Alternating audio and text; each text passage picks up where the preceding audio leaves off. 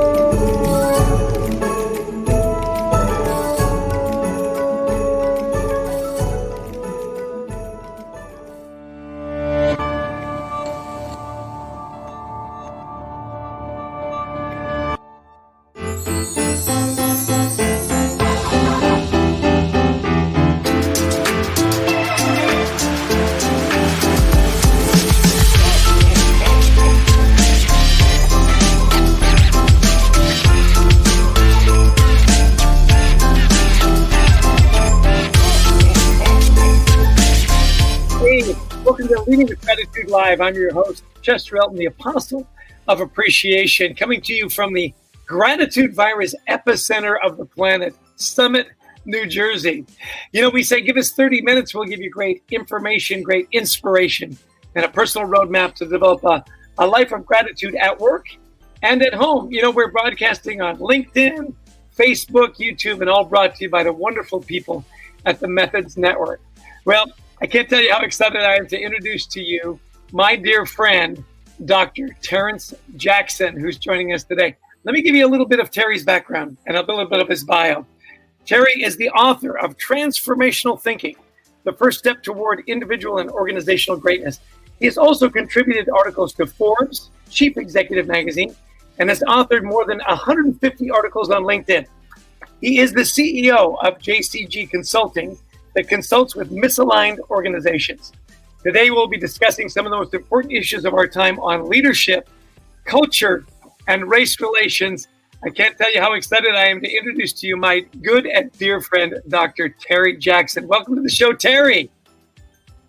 Thank you so very much, Chester. It's an honor, and I'm humbled to be here. I'm with the Apostle of Appreciation. We're going to have more fun than humans should be allowed. Hey, we have got a treat for you today. We have got Christy Lawrence in the Question Command Center coming to you live and in color from Atlanta, Georgia, sipping on her sweet tea in her backyard. So as you get some questions that come up, she's going to curate those. There she is. Wave to the crowd. Going to be fun today. Well, listen, Terry, tell us a little bit about yourself and what transformational thinking in an organization is all about. Our listeners are eager to learn more about you. Well, as you said earlier, Chester, I work with misaligned organizations and misaligned individuals who are within organizations. And so that's really about transformation. And I like to use the analogy of the caterpillar to the butterfly, because the caterpillar to the butterfly, the butterfly never becomes a caterpillar again. And oftentimes we use the word change and transformation as they're synonymous, and they're not.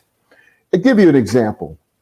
change. If you decide that you're going to lose 15 pounds and you lose the 15 pounds, but a year later you gain it back, that's because the transformation didn't take place. So that change was reversed. That's because you didn't put in the necessary infrastructure to support a lifestyle change. That's what transformation actually is. It's a lifestyle change. So you put in the necessary infrastructure around your dietary regimen, your exercise regimen, so that you can maintain it. And you also make, most importantly, the change in the mindset of how you go about living so that you can sustain that.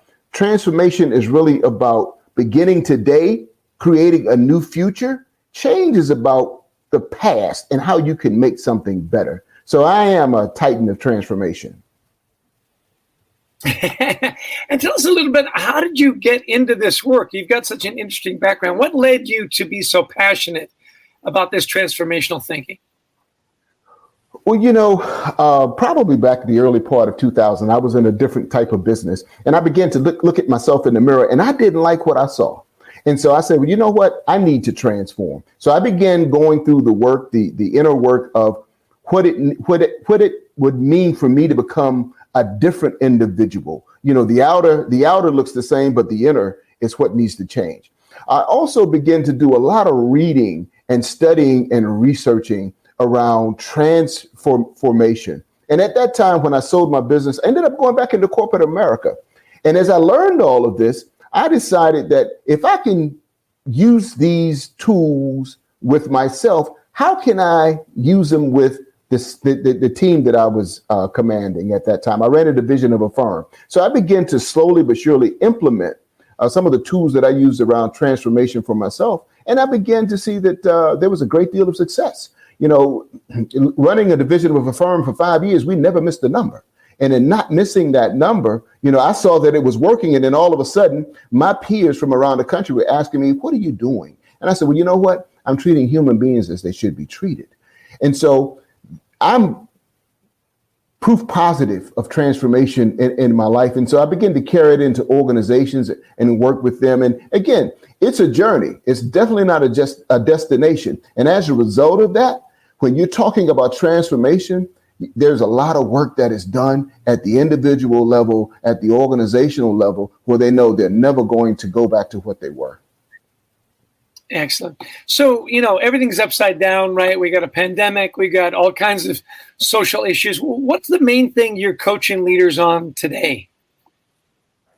I'm coaching leaders today to look into the future, because you just mentioned the pandemic. We're never going back to who we were as a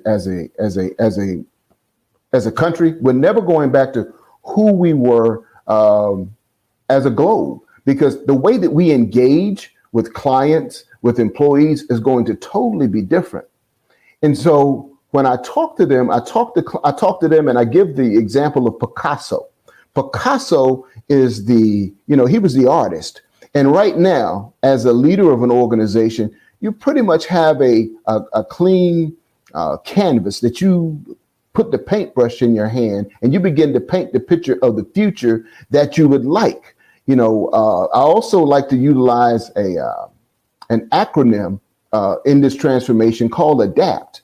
And that is to anticipate, drive, accelerate, partner, and trust. And trust is what ties all of this together. So looking toward the future, creating the new future, because today will be just the past tomorrow. And you always have to look forward as you're looking to create new environments and new modes of generating revenue and new products for your organization and for your clients.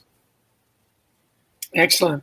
Listen, I know a lot of you that are listening in, you're going through transformation at work, whether it's you're working from home or developing these new products. We got one of the great transformational thinkers on the planet here. So put your questions in the chat box and we'll get to them straight away from our question command center in Atlanta, Georgia.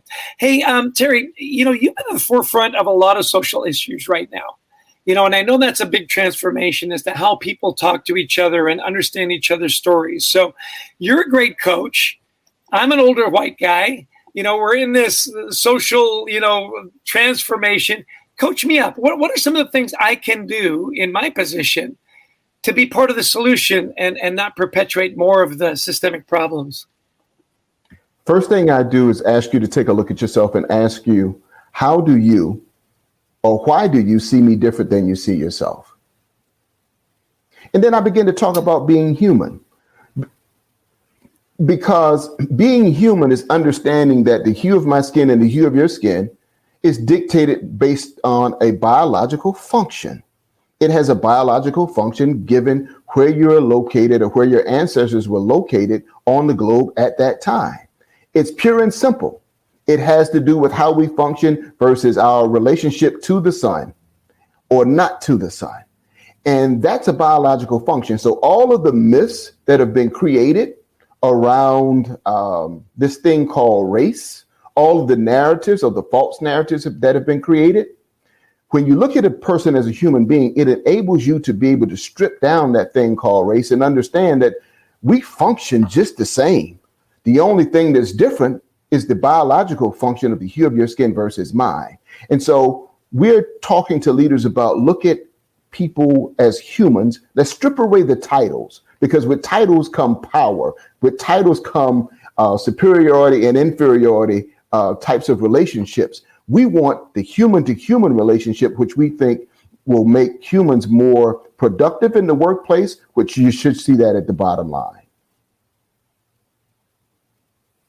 This exercise yesterday as we were prepping for the show, and it's interesting. I don't define myself as white. I mean, I define myself as Canadian, right? I grew up in Canada, moved to the States, and a father and a husband and so on. And it is so interesting as I talk to my friends, they do talk about the fact that, I am defined by the hue of my skin, and that dictates a lot of the ways I interact with people and the way I interact with authority and people at work and so on. So I think that's a great piece of advice to say, you got to strip that away and let's get back to just being human beings. Well, we always have such an interesting and international audience here. So let's go to Christy Lawrence at the Question Command Center in Atlanta, Georgia. Who's tuning in today, and have you got any good questions for us, Christy? Oh my goodness, we have a global audience for sure. We've got Raffaella from Italy. We've got Pierina from Peru. We've got people from South Africa to South Carolina. It is a full house. Peru, Lagos, the Congo, Italy, on and on. So we have a gentleman from Texas, and his name is Brent, and he wants to know, Dr. Jackson, what do you tell people when they say to you, we just want things to get back to being normal? How would you help us understand that question? I have a difficult time understanding what normal is, because what's normal for me may not be normal for someone else. My experiences, which I consider to be normal, are not normal experiences for everyone else. I'll give you an example. As an African-American male, I've received the talk. The talk is, how do you engage with the police if you're pulled over? Some of my Caucasian friends never experienced the talk. And so for me, that's normal. For them, it's abnormal.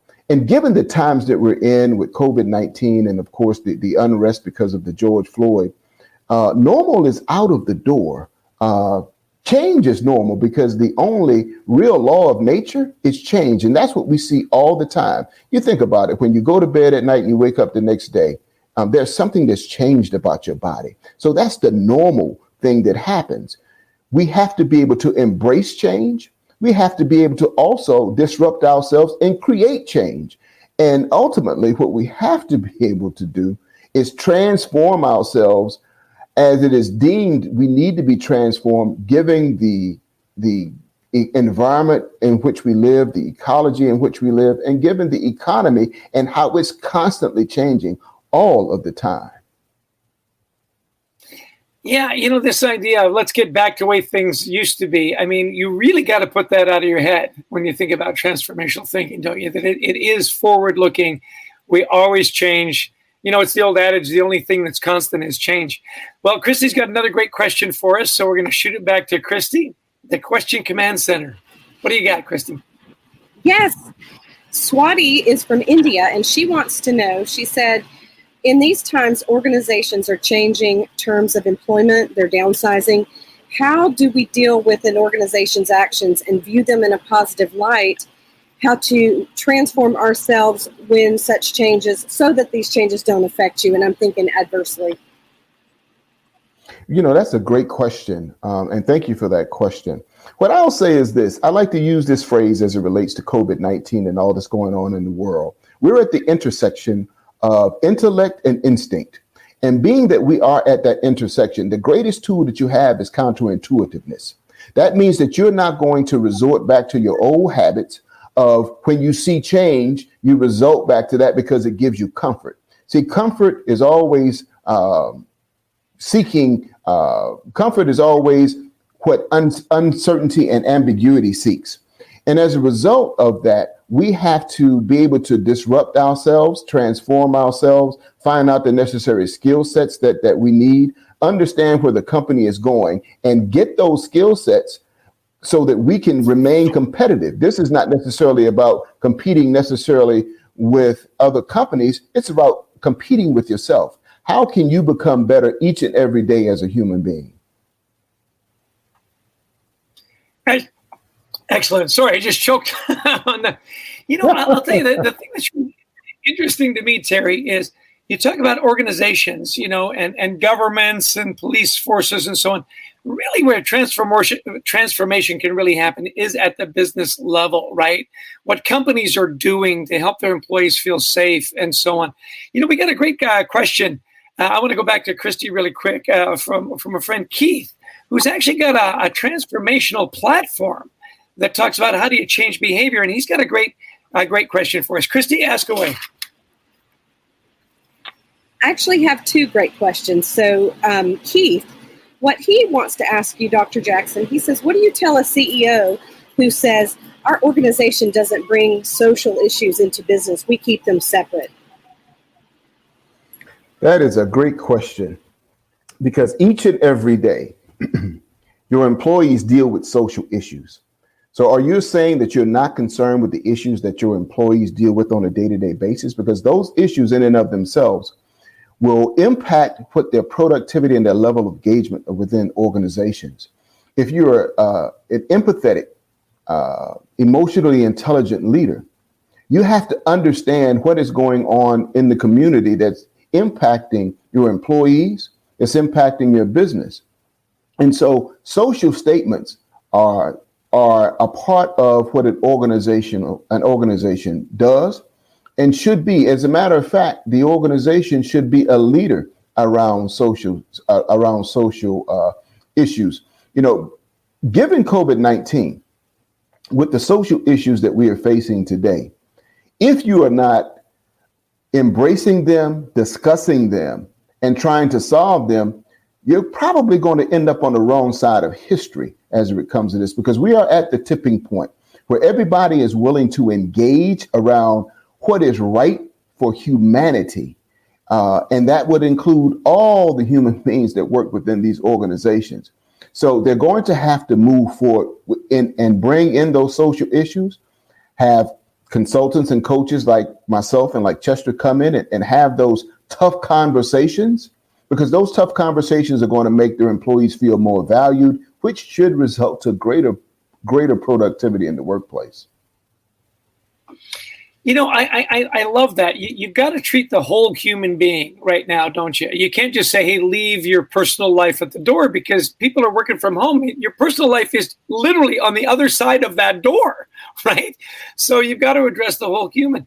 You and I are involved with a great platform called Pro Habits that actually little daily reminders about how to be more culturally sensitive, how to be, more in tune to the lives of our employees and our coworkers. There's a great question here, and I want to get to it from the UAE. And I'm not gonna say your name well here, but Farsna, and I know I didn't say that right, asks, how can we take advantage of Black Lives Matter so that we can attract attention to other minorities who've been excluded from the community? And I'd love for you to address that, because the focus really is George Floyd and Black Lives Matter. It's Farzana. Thank you. Christy's helping me. Farzana. Black Lives Matter. And yet it can extend to other minorities as well, right? To the Hispanic community, to the Asian community, and Middle Eastern community as well, can't it? It extends to everyone. It just so happens that in the U.S., the issues have been around Black lives and Black Lives Matter. But I'm going to say this, all lives do matter, right? And when I talk about breaking it down to human beings, that means that we're going to deal with the issues around gender as well. And so human beings all have the ability and the capacity to be productive. We have a tendency in some cultures to take a look at male versus female, and male being more dominant than female. But at the end of the day, we have to ensure that all human beings are making a contribution to the organization. So what we talk about is cultural change when you begin to take a look, ask about the UAE and some of the challenges that they may face.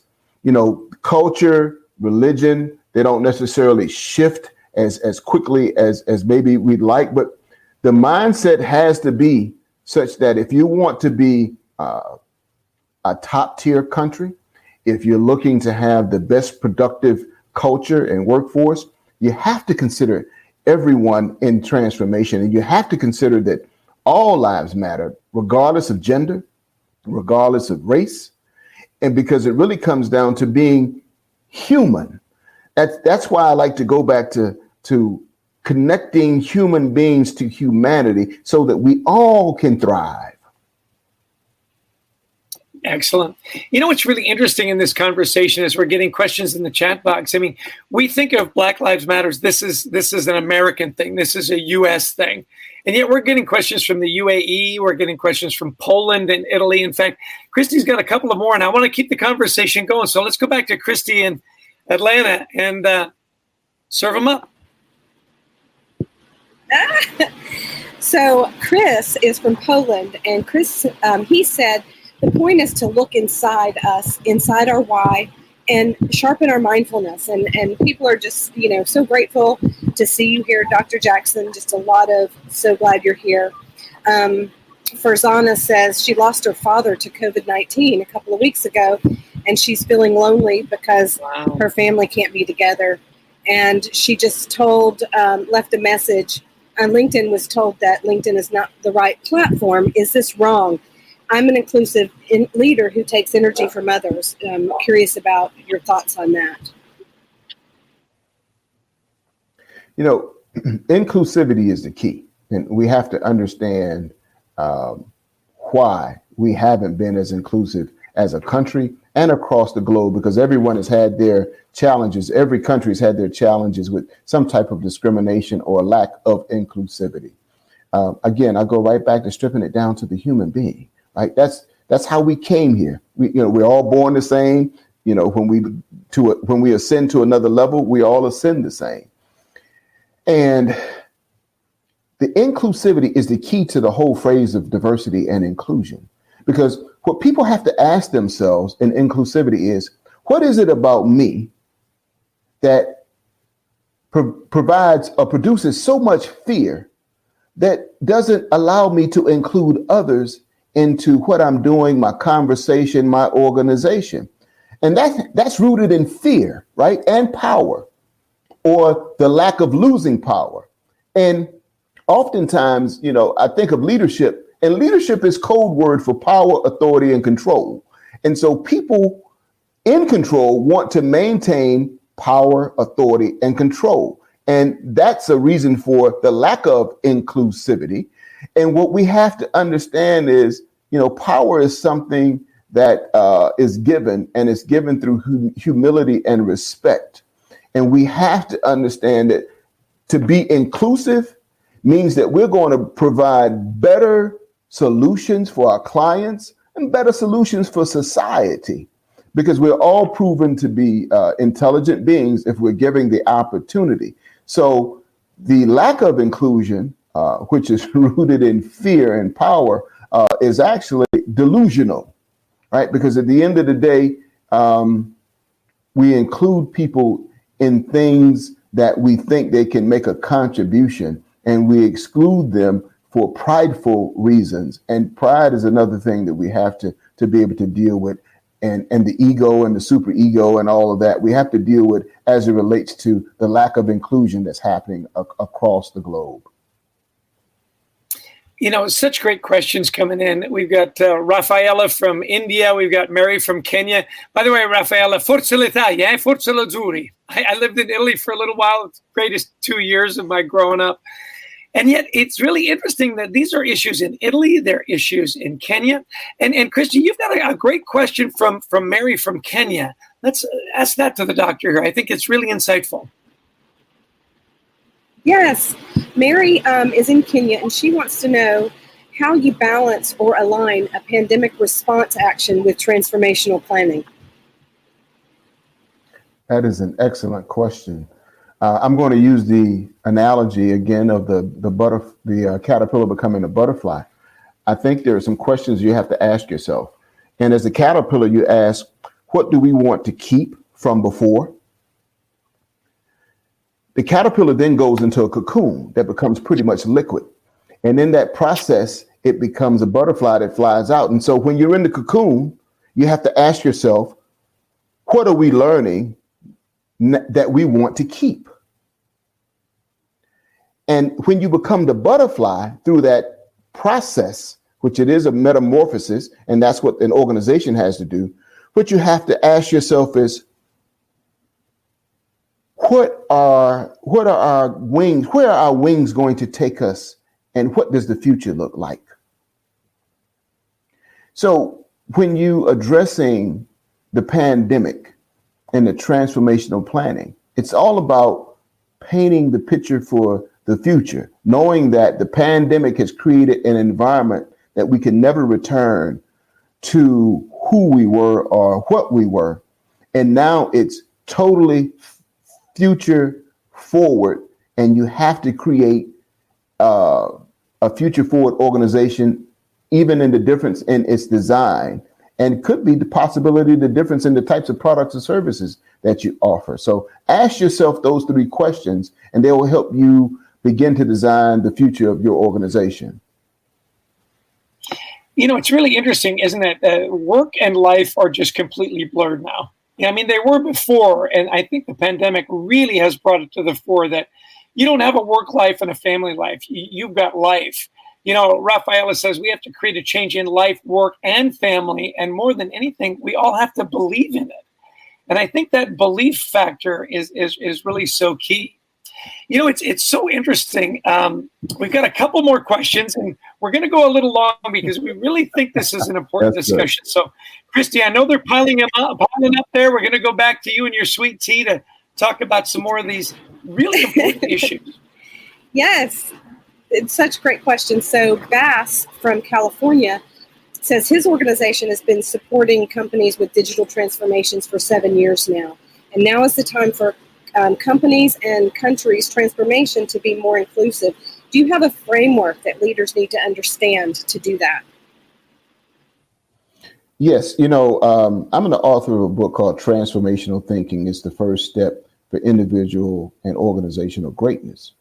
And in that, I talk about, there are several models. There are 3 decision models in there. And then there is a model to take a look at from a leadership perspective and from an organizational perspective around what I call the 11 P's of transformation. And those 11 P's serve as a model of everything that you have to examine within your organization in order to move to that next step, that higher level, and become a transformed organization. There are P's like perspective. There are P's like processes. There are P's like planning.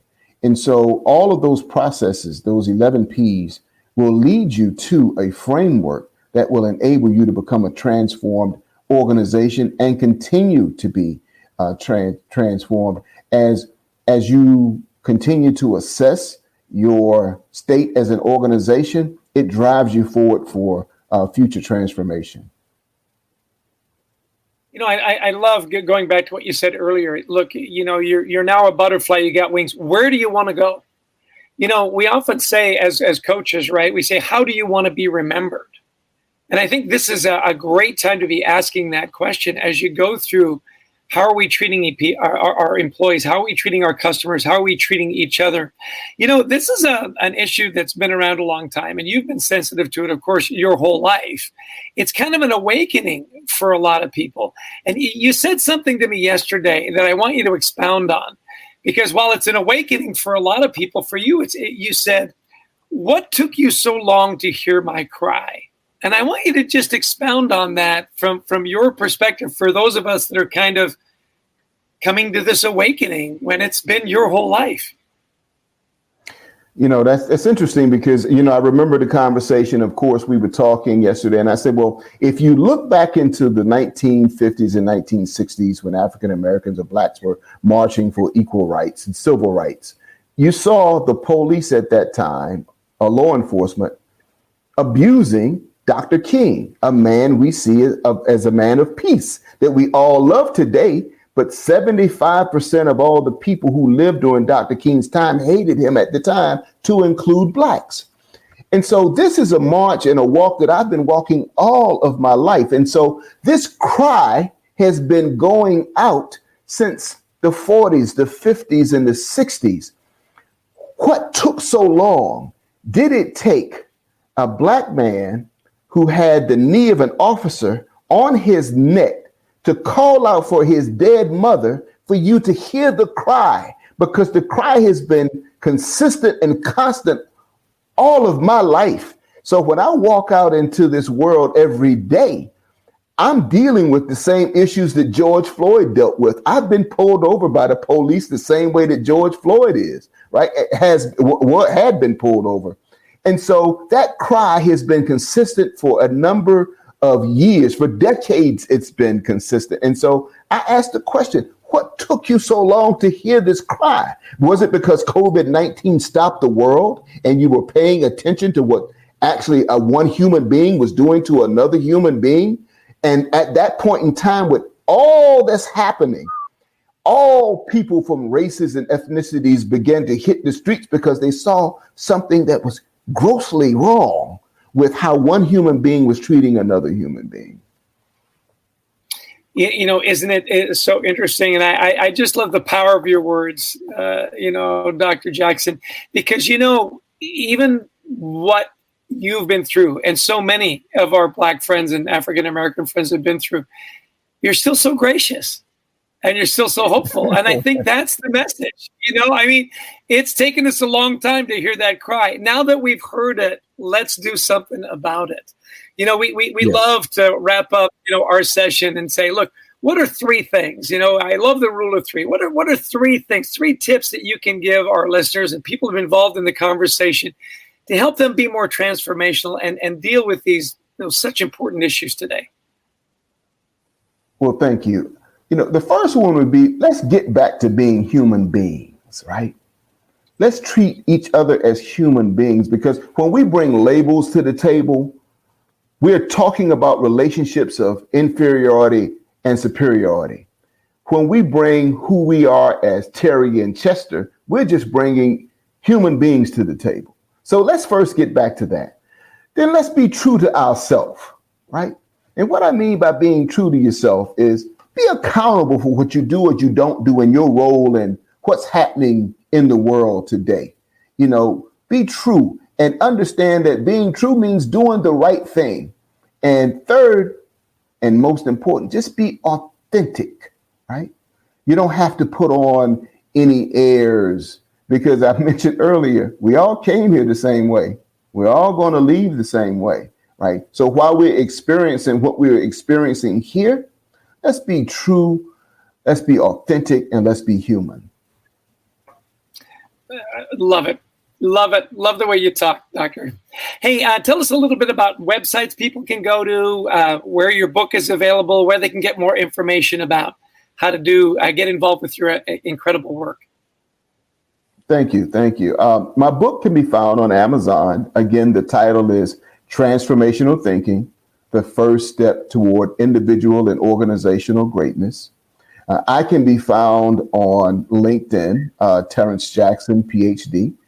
My website is jcgconsultinggroup.com. You can find me there. And I'm all over social media because I just love interacting with others, especially Chester here. And it's always about trying to move the needle for humanity to become better. It's about gratitude, right? That's why I'm here today with the Apostle of Appreciation.